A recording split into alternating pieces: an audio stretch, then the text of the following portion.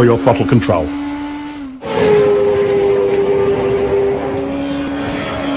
Hey, you're really starting to get that bike turned.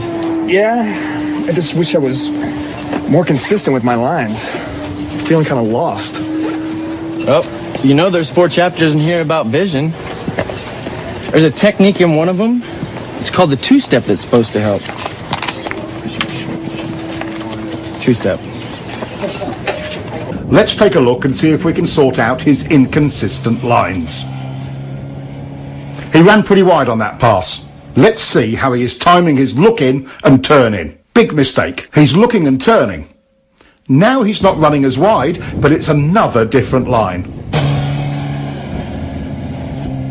The two-step visual technique solves more than just where to turn into a corner. It can also help with your consistency.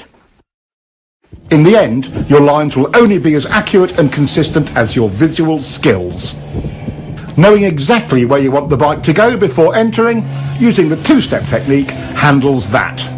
Applying the two-step technique allows the rider to gain space and time at the entry of the turn, to apex and pick up his next turn point accurately. Once you truly learn to lead with your head and eyes, you'll be able to enter all corners smoother, more accurately, and, for track riding, usually faster. It's as good as it gets. Using the two-step turn entry technique also helps combat the look-in, go-in early SRs. By training yourself in this technique, you will always be 2 visual steps ahead in every turn entrance. Wow, what a great technique. I don't feel rushed to the turn point. I mean, at all. No, me neither. Hey, that two-step works. Hard braking can be both confusing and terrifying. No other control action on the bike can produce such dramatic results with so little effort. Most riders' survival reactions run wild under heavy braking. Brake technology has come a long way.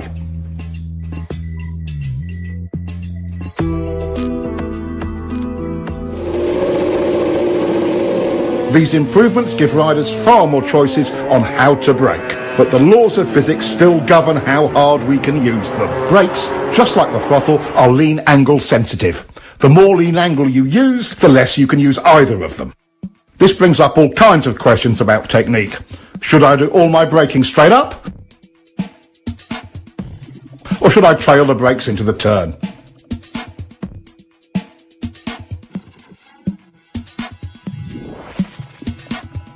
Should I brake easy at first and hard at the end, or the other way round?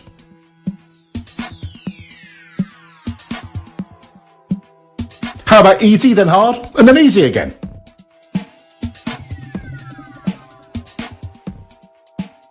While braking, it's easy to lose sight of the real goal.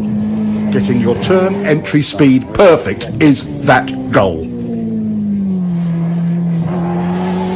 With that in mind, which brake pressure sequence is best? Turn entry speed errors are easiest to make when you are hard on the brakes towards the end of braking.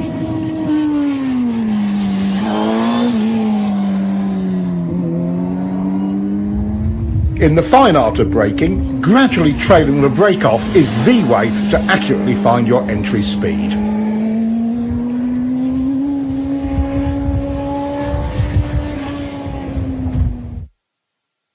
Straight up or trail braking, it's the exact same problem. Maintain control of your entry speed. Overbraking, SR number 7, often creates other problems like poor throttle control and extra steering corrections.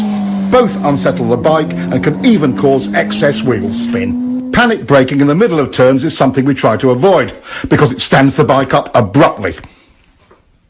Unconsciously, we apply pressure to the bars to maintain our line. That additional input is one of the primary reasons for trail braking crashes. Restraining bar flutter does not let the front end follow the road, which reduces available traction even more. Despite its dangers and drawbacks, trail braking is a useful tool. Just imagine yourself leaning into a turn at 200 miles an hour with the brakes on like this. If you have to brake in a turn because of an emergency, like debris or a surprise decreasing radius, bringing the bike up as you do it is your best hope for not washing out the front end. Simultaneous braking and downshifting smooths things out and reduces distractions. This helps you get your turn entry speed right. Watch the timing of the clutch and throttle action in slow motion.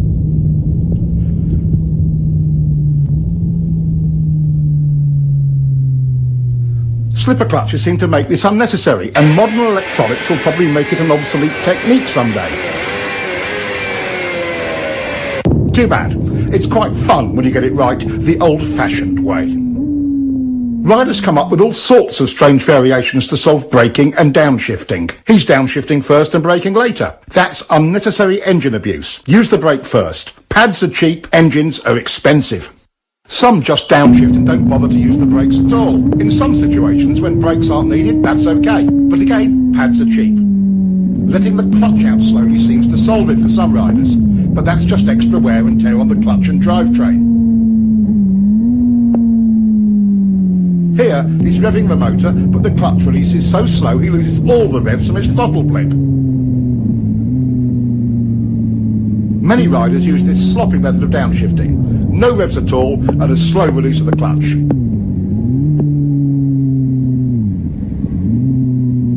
Getting too big a throttle blip over-revs the motor and causes the bike to surge forward with each gear change. Another common error is over-revving and varying the brake lever pressure from the exaggerated wrist movement. This is choppy and causes the bike to pogo. Too early downshifting uses the engine as a brake and over-revs it. Not revving the bike between shifts and inconsistent brake pressure pogos the bike up and down. Here, he's shifting and easing out the clutch slowly. That takes time and attention.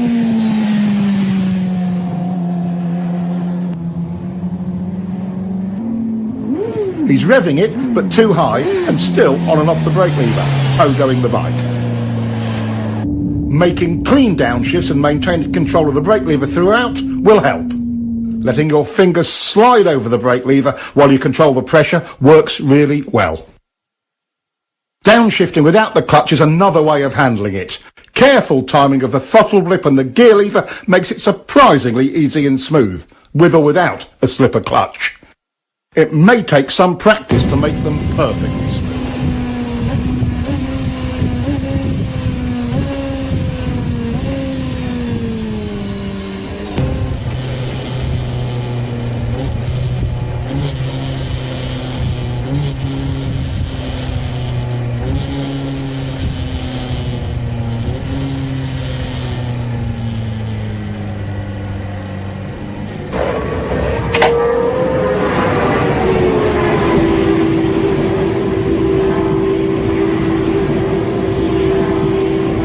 Hey, you guys were looking pretty good out there in the corners.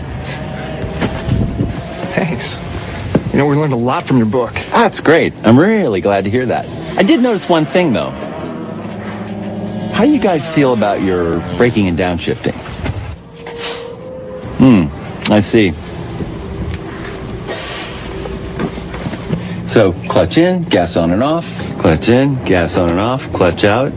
Clutch in, gas on and off, clutch out, you got it. Clutch in, gas on and off, clutch out. Just a little coordination point. It's really all it is. I can't believe how distracting that used to be. Oh, absolutely. And even after I improved my visual skills, I was still feeling rushed at the turn entries.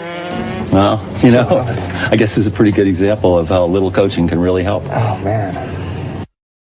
Traction is the obvious limiting factor on our speed and direction changes. We've explored how throttle control, rider input and surface problems can affect traction. But let's take a closer look. A new rider's perception of traction is a little sketchy. As we gain more experience with traction, our perception improves. There are some classical approaches to understanding traction used by average riders and pros alike. They can give riders a new perspective on tyre grip. It's a classic route to understanding traction. Here's Keith's solution to understanding traction. He calls it the lean and slide bike.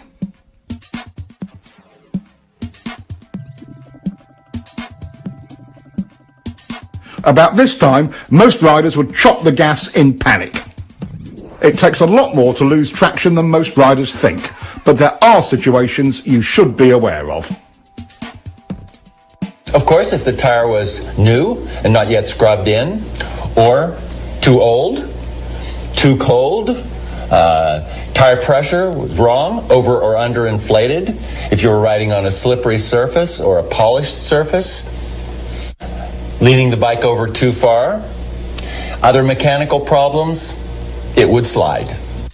The slide bike helps train riders to avoid slide errors. Watch what happens when he chops the gas.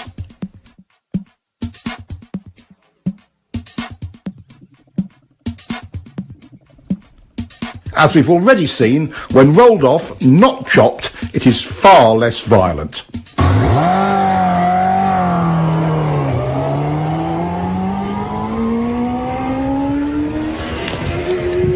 Overriding the grip of new or cold tires is a classic novice riding error. Even at relatively modest lean angles and speed, a cool tire on a cool day can surprise you when you first go out. It doesn't take much to slide. Tire grip and temperature are proportional. A cold tire feels like it has maybe 25% its normal grip. A warm tire on a warm day feels more like 75% or more right away. Don't be a fool. Gradually bring the speed and the temperature up. Never trust the tires. Trust yourself. Learn to bring them up to temperature according to conditions. In generally good conditions, as we have here, modern tyres deliver excellent traction. Good throttle control is the foundation that allows a rider to explore the limits of traction. Even with good throttle control, a small slide can start or get out of hand when the rider is tense. The rider's ability to be comfortable with traction limits depends upon having the key elements of throttle control, rider input and visual skill.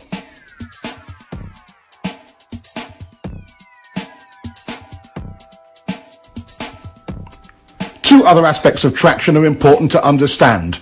The more lean angle you use, the less side grip you have. The solution?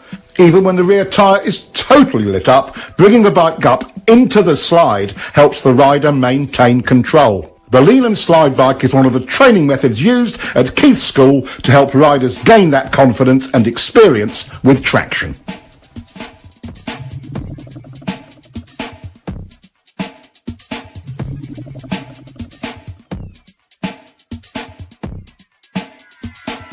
All 7 factors, visual skills, steering, turn points, line, rider input, lean angle and picking up the bike must be under the rider's control for him to be confident with the throttle and with traction.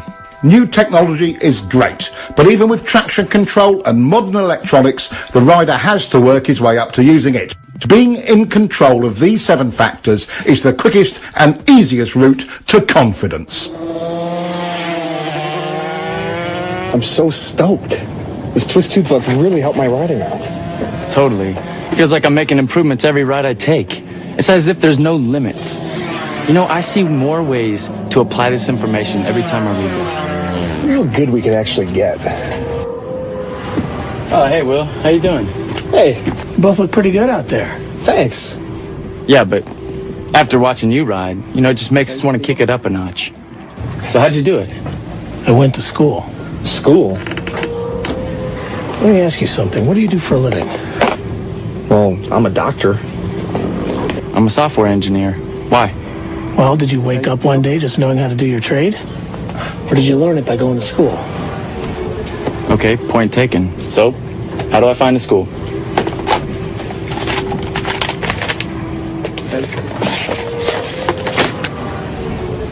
Is this where you went? That is where I went. California Superbike School.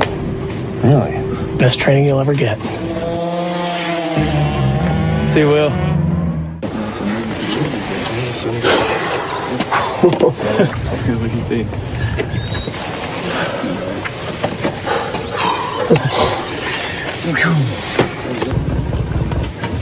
Wow, you guys must really push it hard. How do you ride that thing to the edge? I've learned a few things over the years. You got any advice for us? Advice? There's a lot of advice out there, guys. Why don't you get the real tech on riding? We'll lend you this copy of the Cornering Bible. We'll be here next weekend. You can give it to us then. Twist the wrist, too. Wow, thanks a lot, guys. No problem. Looks like I have to get myself another copy.